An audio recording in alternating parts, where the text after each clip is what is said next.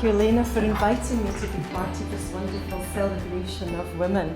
I'd like to share with you a presentation I gave in Scotland a year ago in response to a similar question that arose. Where are all the women philosophers? Why are there none in the material? What did they say? Who were they? And when you're asked that question, there was one or two that came to mind, but I couldn't really put them into a timeline. I didn't really know what they said, where they came from, what their stories were.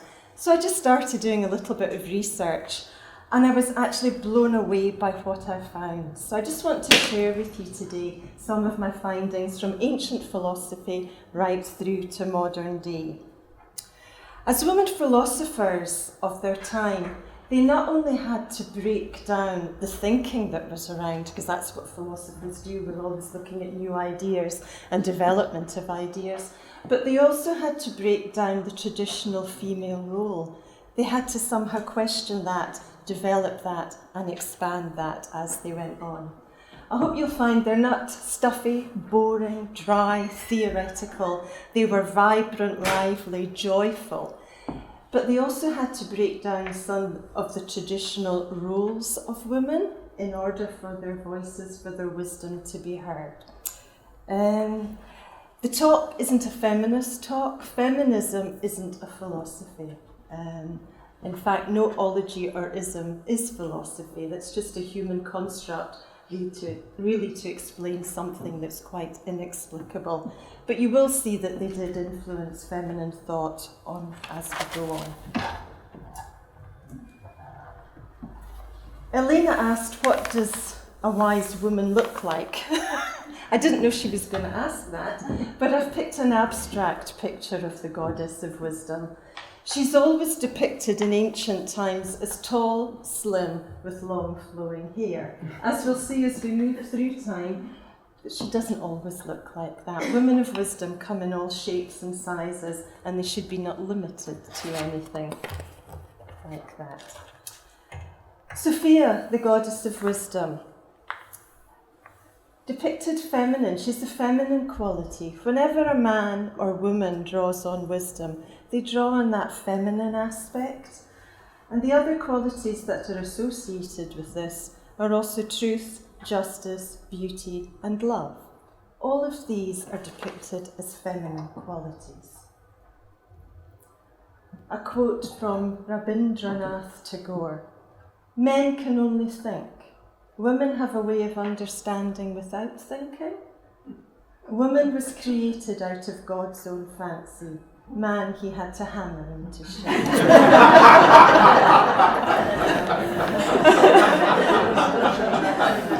It's not that women can't think, but perhaps we approach things slightly differently.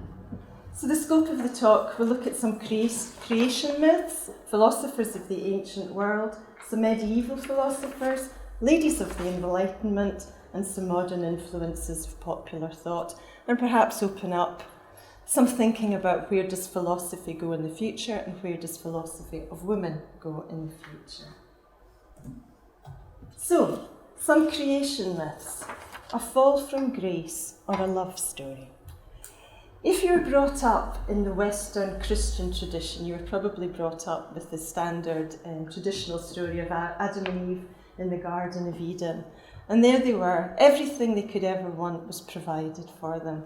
But suddenly the woman is tempted by the snake. She's told to go and grab the apple and give it to the man. And that's what she does. Whether she nagged him or what, I don't know. But somehow she persuades the man, Adam, to eat of the apple. And then there's this fall from grace. And I remember hearing that story as a young child. And suddenly there was a certain amount of guilt that was accepted as part of that. Were women so gullible that they could be tempted to take the apple? And then not only that, nag the man so he did the same? And as a child, I remember being told, and that's why women have to bear children forever. You know, this pain will come back as a penance for having eaten of the fruit of knowledge. So you can imagine my delight when I joined the school and heard a different creation story from The Way of Hermes, translated by Clem Salomon. I'll just show you a short extract from it. But if you can imagine the Creator God, and it's a myth, it's a story, we'll never know what really happened. And he's showing the spirit of man, humanity, this beautiful creation that he's made.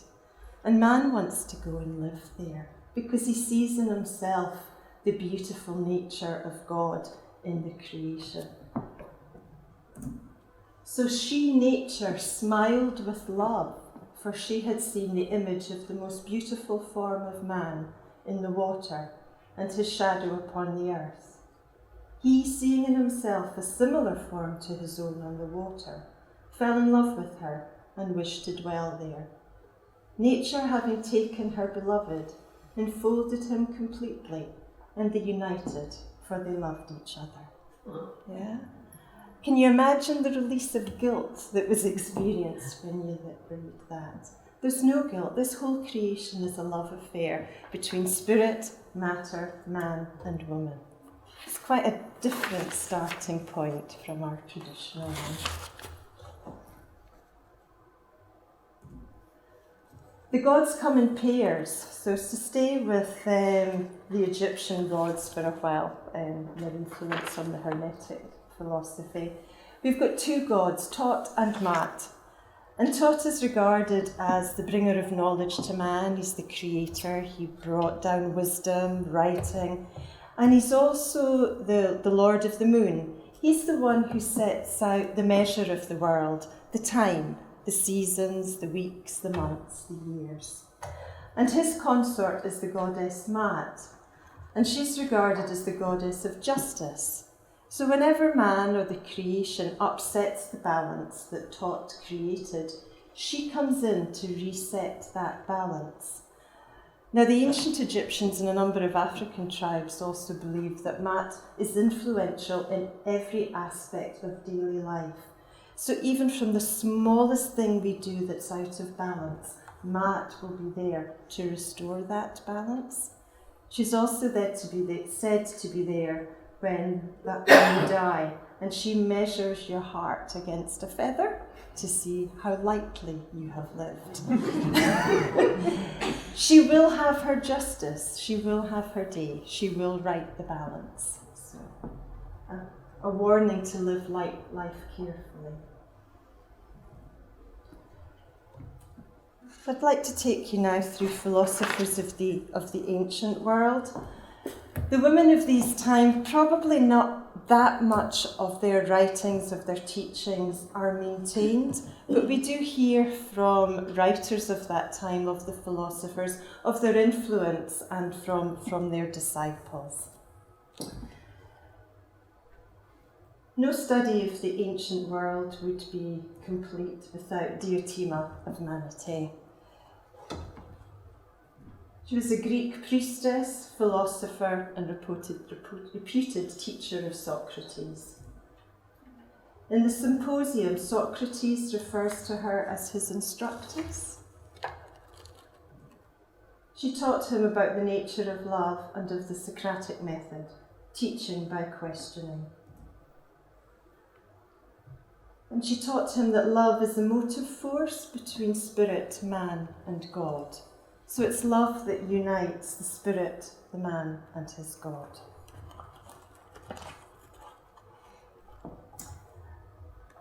From the Symposium, nor will his vision of the beautiful take the form of a face, or of hands, or of anything that is of flesh.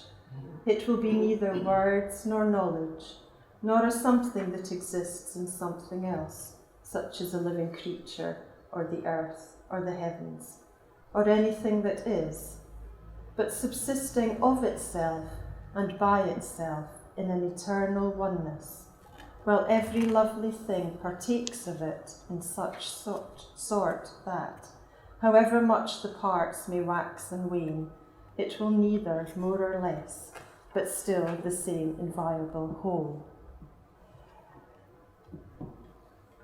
This is part of our early philosophy material, the power of beauty to take one from the beauty of the physical through the abstract, through to to unity with the Absolute.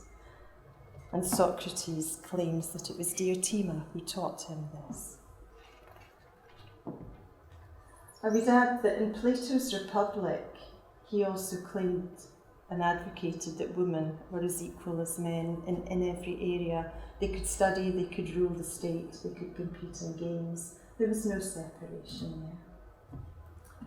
Hipparchia of Maroneia. Anyone heard of Hipparchia of Maroneia? Well, I was hoping we could find some obscure ones as well. She was a cynic. When she was young, she fell in love with Crates of Thebes. He was a famous cynic philosopher. Against her parents' wishes, she married Crates. Her parents were against her marrying him because the life of the cynic was one of poverty, wandering around the streets. I mean, she was giving up a life of luxury to follow her husband and become a philosopher. So it's said that she said, "I, Hypatia, choose not the tasks of rich-robed women, but the manly life of the cynic. Brooched, clasped tunics, well-clad shoes, and perfumed headscarves please me not, but with wallet and fellow staff, together with coarse cloak and bed of hard ground, my name shall be greater than Atlanta, for wisdom is better than mountain running." I'm not sure quite what the last line means. But she was quite happy to follow her husband, Crates, around the mountains of Athens. Her fame is because, as a woman, she gave up everything to follow her husband in the pursuit of philosophy. Apart from this little quip, there's not much of her writings left, but there are a number of stories around her. And in one of the letters, it was said that she'd made her husband a cloak and sent it to him. And he'd sent it back and said, "Why have you done that? Is it so that the people will think you love me?" What was her motivation for making this cloak? And he said, "Stop it, you married me to study philosophy, so leave the loom behind and come and join me." Arete of Cyrene. Are these new to you? Yes. She was the daughter of Aristippus of Cyrene, and Arete learnt her philosophy from her father, Aristippus, who had learned his philosophy from Socrates. And Arete in turn taught her son, Aristippus the younger, and hence her son was nicknamed Mother Taught. I don't know if that was a term of derision at the time or not, but that's what he was called. Arete reportedly took over the leadership of the school when her father died. The Cyrenaics argued that discipline, knowledge, and virtuous actions are more likely to result in pleasure, whereas negative emotions such as anger and fear multiplied pain. She is said to have taught natural and moral philosophy in the schools and academies of Attica for nearly 35 years, to have written 40 books, and to have counted among her pupils 110 philosophers. Not bad.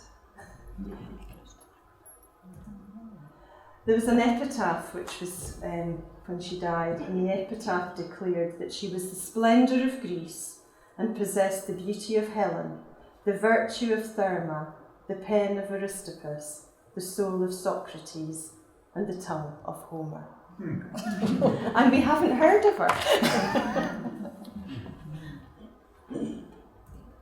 Aspasia. Aspasia had quite a colourful life. She wasn't from Athens, she was an immigrant, and her claim to fame was that she was the lover and partner of the statesman Pericles. The couple had a son, Pericles the younger. According to Plutarch, her house became an intellectual centre in Athens, attracting the most prominent thinkers and writers, including the philosopher Socrates. It has also been suggested that the teachings of Aspasia influenced Socrates. She's also mentioned in the writings of Plato Aristophanes and Xenophon. Sadly, somewhere along history, she's got the reputation of being the prostitute and the brothel keeper that the famous men of Athens visited. Whether that's true or not, we don't know. But we do know that because she was an immigrant to Athens and because she was a woman of her own means, she didn't have to abide by the normal rules and regulations of the Athenian woman at that time. So she was free to debate, to participate in public dialogue. And so therefore she had a relative amount of freedom in the city at that time. She was noted for her ability as a conversationalist, an advisor, rather than merely an object of physical beauty. Plutarch writes that despite her immoral life, friends of Socrates brought their wives to hear her converse. As with most relationships, they're never sure if it was Pericles or Aspasia who wrote some of the speeches that he delivered. Plutarch says, "Now, since it is thought that he proceeded thus against the Samaeans to gratify Aspasia, this may be a fitting place to raise the query, what great art or power this woman had, that she managed as she pleased the foremost men of state, and afforded the philosophers occasion to discuss her in exalted terms and at great length."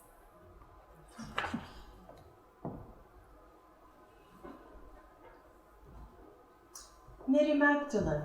Let me just move on a little bit. Maybe not quite what you would expect to see here. At the crucifixion and at the resurrection of Christ, Gospel of Mary, an agnostic text, which I'll go over just now, regarded as the apostle to the apostles. Oh, sorry. How do I get that? Back out. That's it. There's a Gnostic text called the Gospel of Mary Magdalene, and the date's uncertain, but there are fragments that existed as early as the 3rd century. It's only about 50 or 60 lines long, not a huge text at all, and it begins with a dialogue between the risen Christ and his disciples, in which Jesus instructs them to preach the gospel. The male disciples feel unequal to the task until Mary Magdalene encourages them. She strengthens their courage. And at the request of Peter, she also tells them some of the private teachings that she received from Christ. Some of the disciples then challenge this, disbelieving that their Christ could have given this wisdom to a mere woman. And definitely a short gospel worth reading. I've brought a copy of it. It's a nice translation by Jean-Yves Leloup, and his commentary talks about the feminine aspect of thinking, why it should be considered and why Mary Magdalene's gospel is worth reading. There's a theme that runs through it that's repeated several times. Those that have ears, let them hear. Suggesting open up your ears to the truth. She's saying this a lot to the men. She also talks about the importance of silence throughout, and the various steps to communion with Christ. So they're all set out just in 50 or 60 short verses.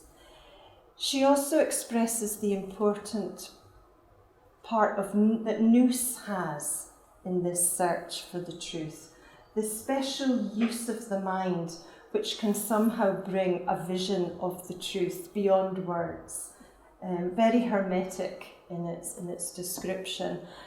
And Jean Leloup mentions that this is perhaps an area that women have a greater ability, their intuitive ability to see things, to grasp things beyond words, more of a feeling than a knowing with the mind.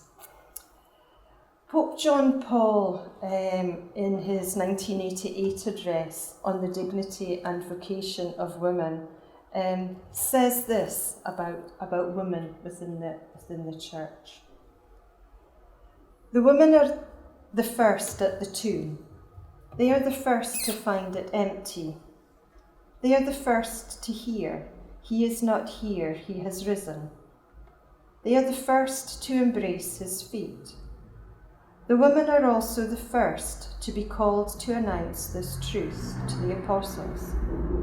The Gospel of John emphasises the special role of Mary Magdalene. She is the first to meet the risen Christ. Hence she came to be called the Apostle of the Apostles.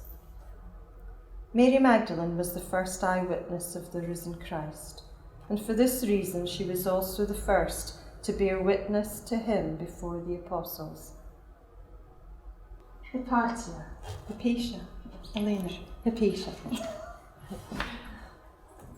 Greek mathematician, astronomer and philosopher in Egypt, and then part of the Eastern Roman Empire. Head of the Neoplatonic school at Alexandria, where she taught philosophy and astronomy.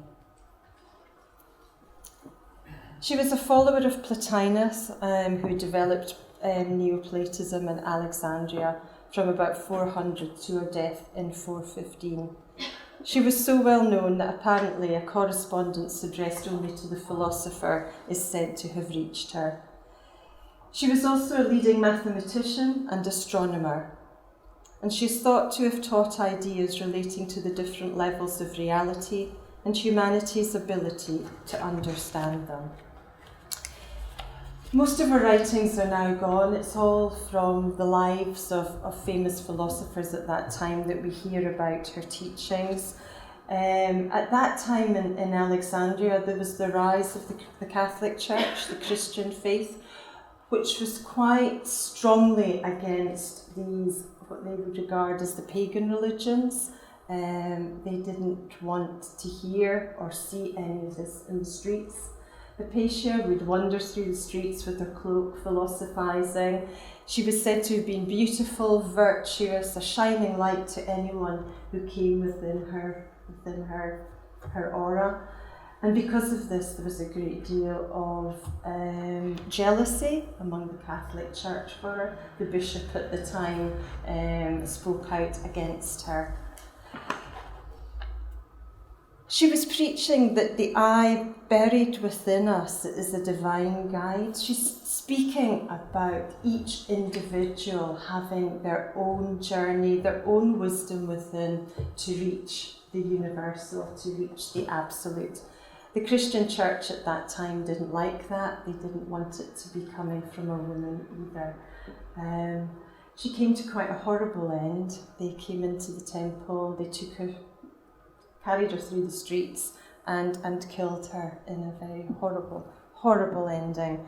But it wasn't the end. I mean, she was made a martyr then for the truths that she tried to bring forth.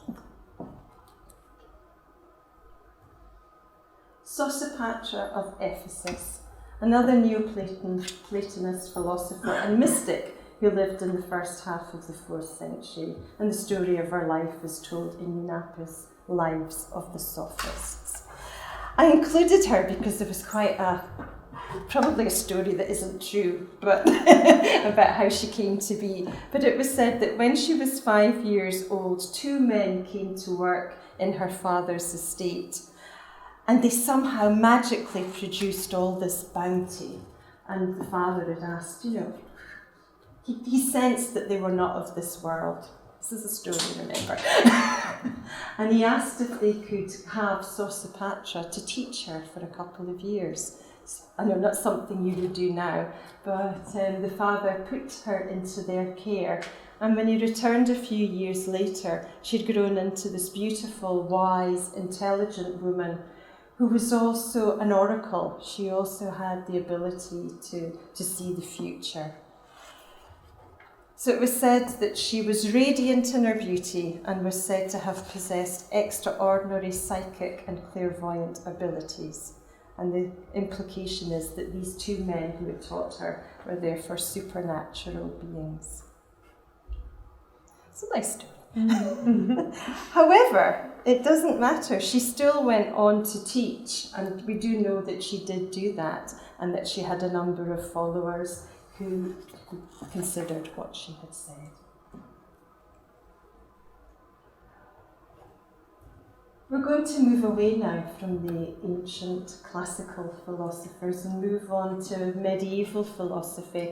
I know it's a massive jump in history from 400 AD to the 10th, 11th and 12th centuries, but there's not an awful lot that we know of in between, but we can only assume that something was going on. The medieval times for women didn't really offer an awful lot of choice.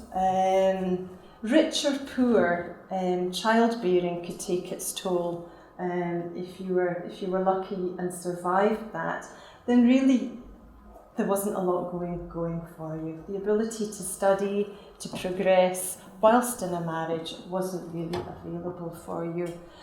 But at this time there was also the rise of the cathedrals, the schools, the universities, and women and men were flocking to these communities in order to live a contemplative life, and where they were free to study, to explore the truths, to translate, to paint, to draw, to study music, which they could not do if left at home in their towns. And these women weren't writing in a vacuum. They engaged with and influenced the intellectual, theological and cultural movements across Europe at that time. They're often regarded as wholly divine women, spiritual. You often wonder why they're included in a talk about philosophy, but that was how philosophy was presented at that time. It was a mystical. It was within the cathedrals, within the churches, a contemplative approach. Hildegard of Bingen, you've all heard of Hildegard, quite a lady.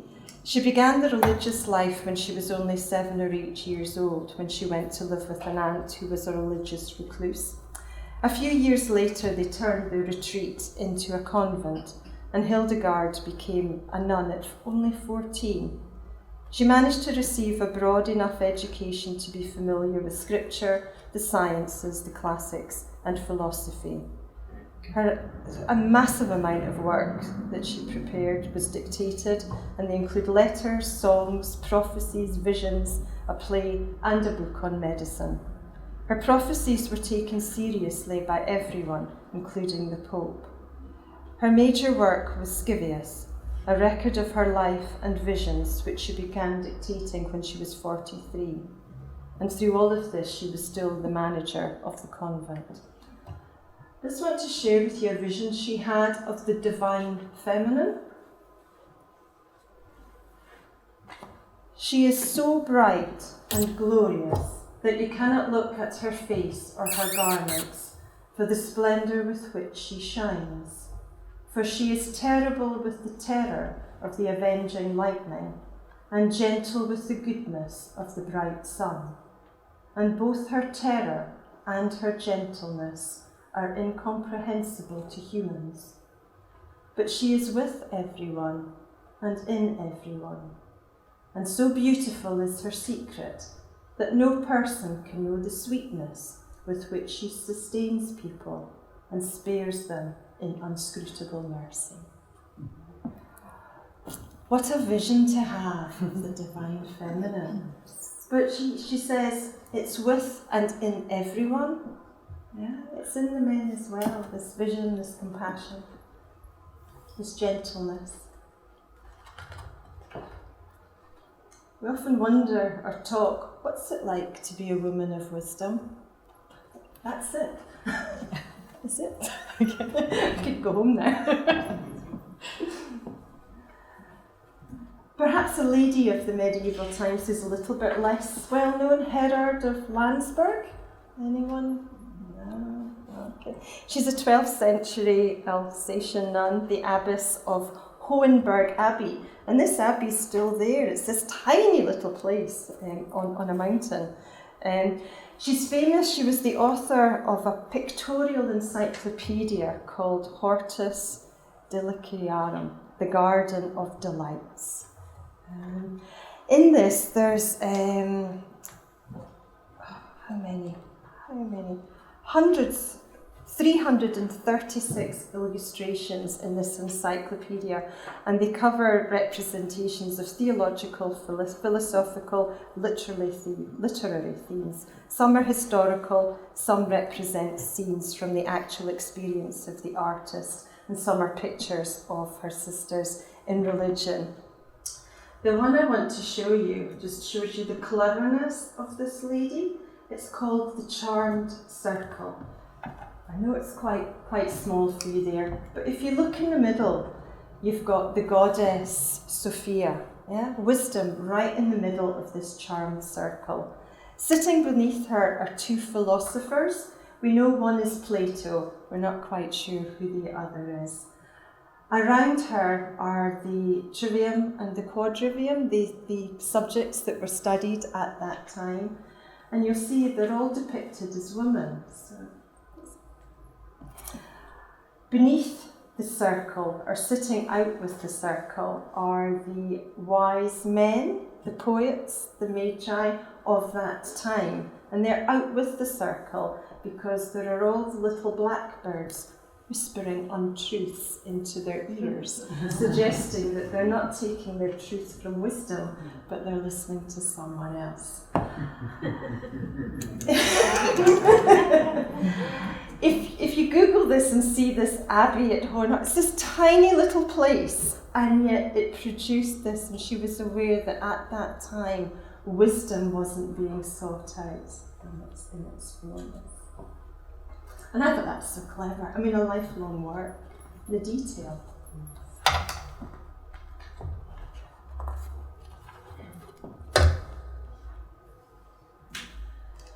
Going to move from medieval philosophy. We could have looked at Julian of Norwich and a few more, but they're quite popular. There's a lot written about them. They're easy to find out.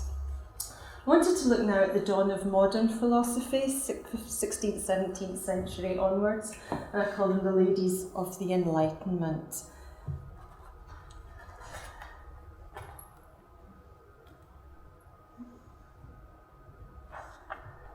Lady Anne Conway, 1631 to 1679.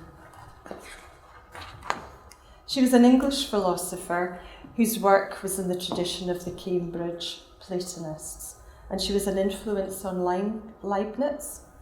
Conway's thought is original as it is rationalist philosophy. She was a follower of Descartes with an interest in the Kabbalah and later Quakerism. She was born Anne Finch, but she had to study philosophy second-hand via her brother under Henry Moore at Cambridge. Her sex debarred her from studying the subject herself, but she corresponded with Moore for most of her relatively short life. She died at the age of 47.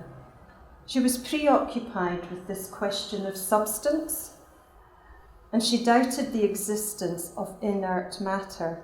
She developed a God-based theory of nature as an integrated mental and material order. And on nature, she said that life and figure are distinct attributes of one substance. So definitely a philosophy of unity there. It's interesting that in spite of the limitations pressed upon her, she was able to study philosophy via her brother and obviously met a kindred spirit who was happy to communicate with her. And to be remembered, and for her work to be considered. Emily du Châtelet, anyone know of Emily? Probably more famous as the lover of Voltaire, but quite an inspirational and intelligent woman of her own time. She was a French mathematician, physicist, and author during the Age of Enlightenment. She translated and commented on Isaac Newton's Principle of Natural Mathematics. Her translation of Newton's work from Latin to French is still used today, and yet nobody knows of her outside of France, and very little in France as well. She was married to an aristocrat at the age of 19. She had children. He seemed to be quite a lenient man. He didn't object to her taking Voltaire as her lover. They were lovers for 10 years and remained friends until she died 15 years later. They regarded each other as soulmates. They influenced each other, their writings. They competed in essay competitions against each other. She died in childbirth again at a young age. I've brought one of her little books, which are reflections on happiness. And she says, what is it that makes us happy? And she goes through health, freedom from prejudice, if we're not susceptible to illness, our sense of purpose in life can make us happy. She also says that when time passes and you're no longer able to enjoy your lovers, you then can resort to study for your pastime, and that will bring you wisdom. But she does say, wisdom must always lead in the game, for being wise is synonymous with being happy, at least in my dictionary. Voltaire called her and nicknamed her Pom-Pom Newton for the fact that she loved these frivolous little lady things. She loved the pom-poms of life and the jewellery and the scarves. But she was Pom-Pom Newton because she had a great understanding of maths, of physics, of science. Her father had encouraged her to study as a young girl. Perhaps one that you may be a little bit more familiar with, Mary Wollstonecraft. She was mother to Mary Shelley. She's famous. It was at a time of upheaval within Europe and in America. We've got the French Revolution. We have American Wars of Independence. Everyone was talking about the rights of man. The common man was rising up against the status quo. She's famous for 2 essays. The one I really liked was the Vindication on the Rights of Man, where she maintained that the aristocracy, the ones who were the guardians of society, had lost their moral values, that they no longer cared about man in general, they were just pursuing their own aims. She followed this with another essay on the rights of women, where she believed that women should be educated, that if women appear frivolous in society and stupid, it's because they haven't been educated. If you educate the woman, then she will rise to that. So she was seen as the founding feminist of the suffragette movement before it had come into existence.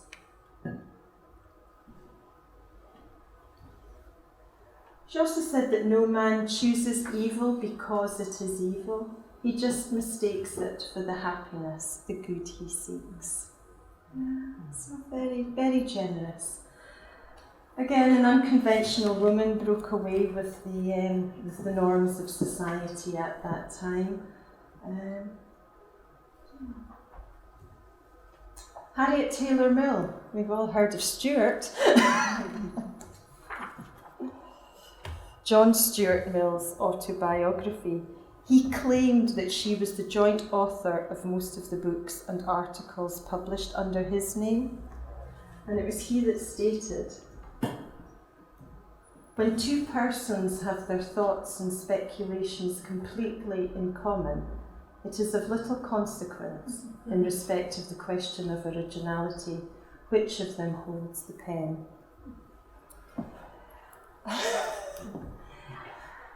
He was in awe of her. Anything you read of John Stuart Mill, he claims it came from Harriet, that she was the one who inspired him.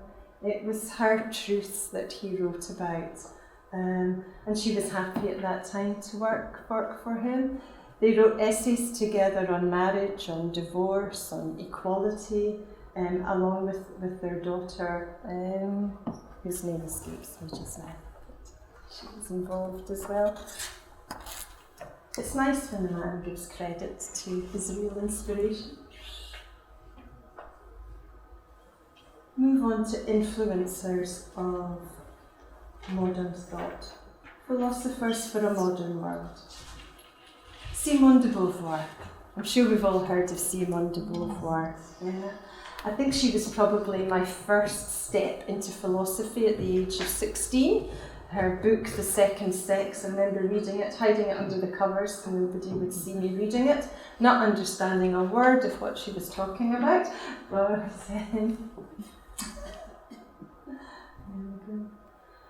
in it she says that one is not born, but rather one becomes a woman. One is not born a genius, one becomes a genius. I wish that every human life might be pure, transparent freedom. She was claiming that women aren't born as women. They are constructed from the society of which they are a product. So we don't really know what a woman is. That was her argument. And that we're always being measured against a man. You know, what is the norm for a woman? It is not something of a man. It is a woman in her own right. And we need to come into that. You know, what does it really mean to be that woman? So it's something we have to grow into.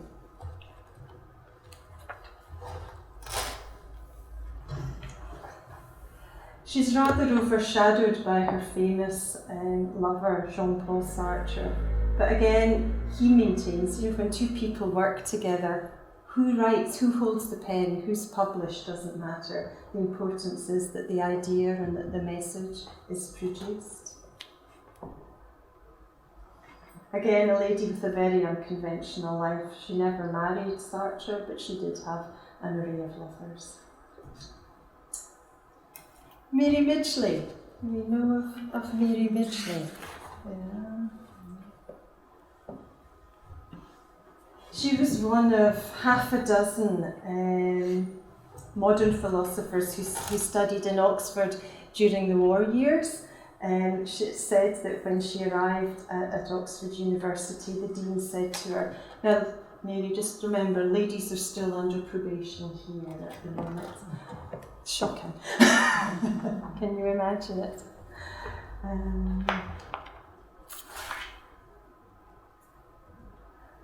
The Guardian described her as a fiercely combative philosopher and the UK's foremost scourge of scientific pretension.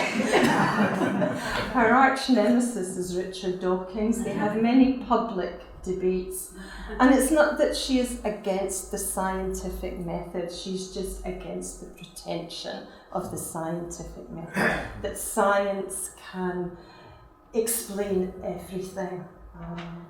There's some YouTube clips of her, she's being interviewed, and she must be about 5 foot tall, but so fierce, so passionate, absolutely amazing little woman. And you can see that the interviewer is somewhat apprehensive of her. He's just a young man, although she says and does nothing, but her presence was enough.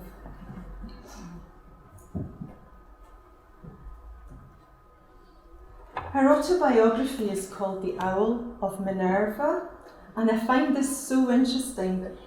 Midgley started life studying the arts. She wanted to be an author. And then at 59, she started writing about philosophy. And she said that she only started at the age of 59 because she knew nothing before that age. And so her autobiography was called The Owl of Minerva, because the Owl of Minerva only spreads its wings at dusk. So wisdom only rises at the end of the day, and she's regarded as grey. So I think the next celebration should be ageing philosophers, because we only come into our own at 59. She carried on, she lived till she was 99, and I've heard that 2 hours before she died, she finished a foreword for a book. So if you talk about 100 years doing your duty, she almost made it. Mary Warnock. From her book, Imagination and Time. Without imagination, we should be lost. But it is only with its help that we can interpret our experience, turn it into experience of an outer world, and thus make use of it in understanding what and where we are and what we need to do. That's from her book Imagination and Time. She's famous for heading up the ethics committees on embryo fertilisation, testing and surrogacy. Again, another regarded as one of the greatest philosophers of our time. She managed to balance running a home, bringing up 4 children, and becoming head of these ethics committees.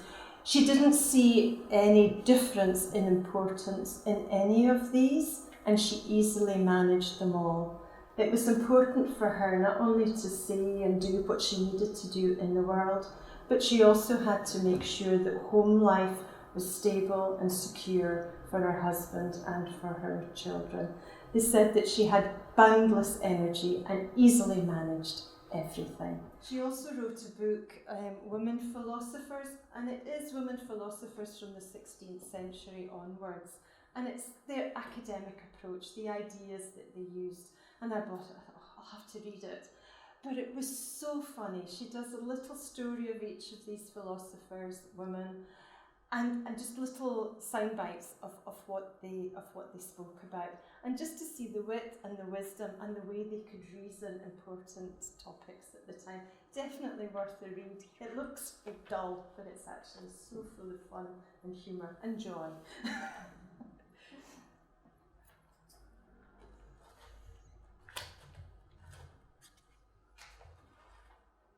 One of her other books that I've read and found quite useful was The Uses of Philosophy, and she believed that philosophy and philosophical inquiry should underpin everything that we do.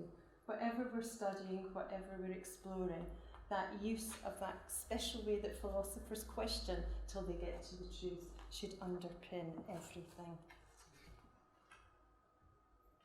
Philosophers for a modern world, let's look. Malala Yousafzai. I know she's downstairs in the Hall of Fame.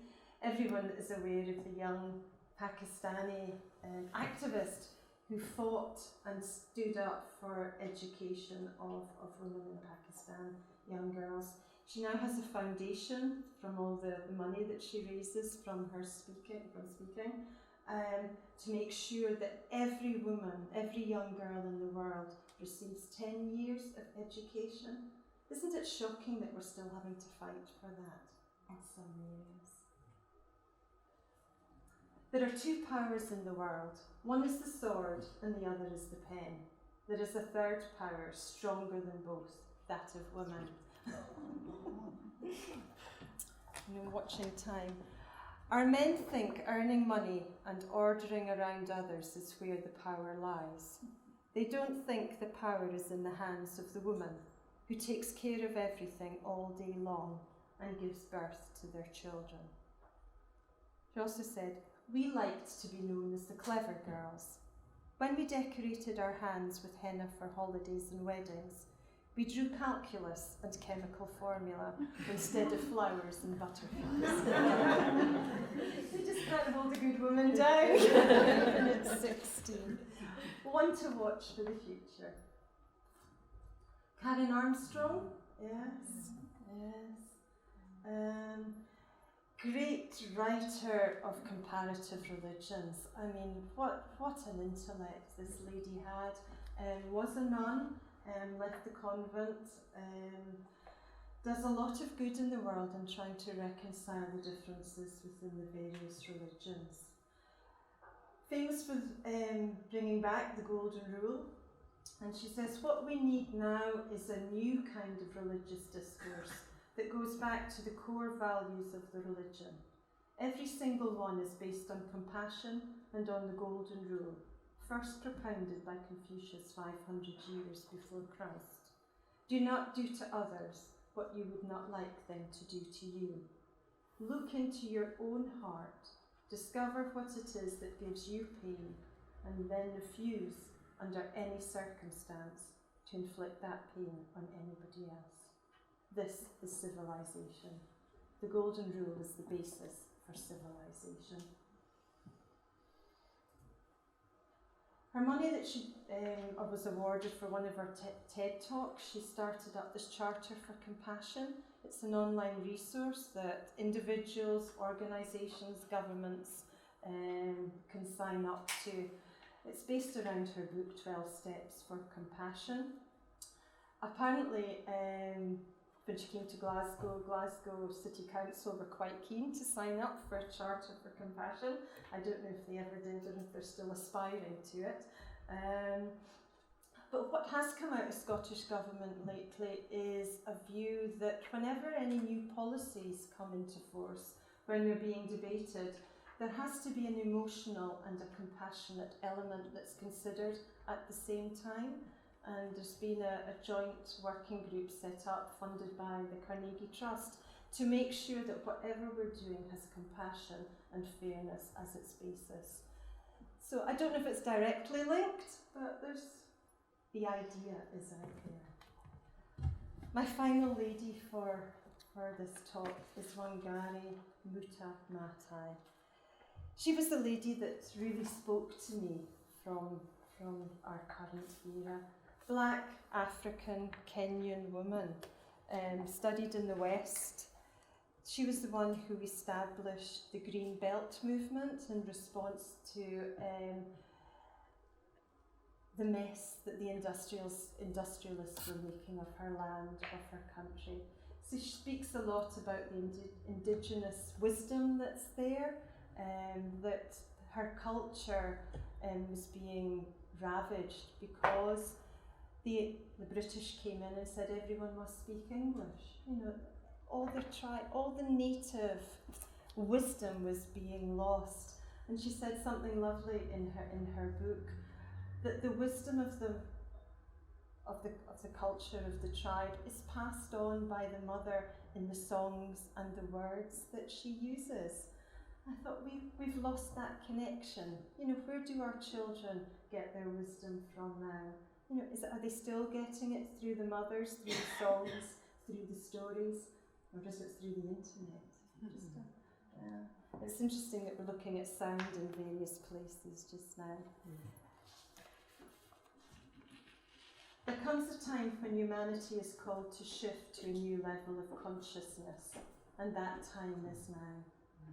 Sadly, she died in 2011, but her legacy lives on. For me, she just spoke about her love for the land. We talk about loving nature, loving land, but I thought, do I really, speak up against the use of plastics? But she would actually get out into the fields with the native women and plant trees. And some of her contemporaries sort of looked down on her. Why are you going out with a common woman to plant trees? And she was, because it's my land, it's my future. She felt it. It wasn't just an academic pursuit, although she was highly educated in that. She realised you have to do something practical, so she really spoke up.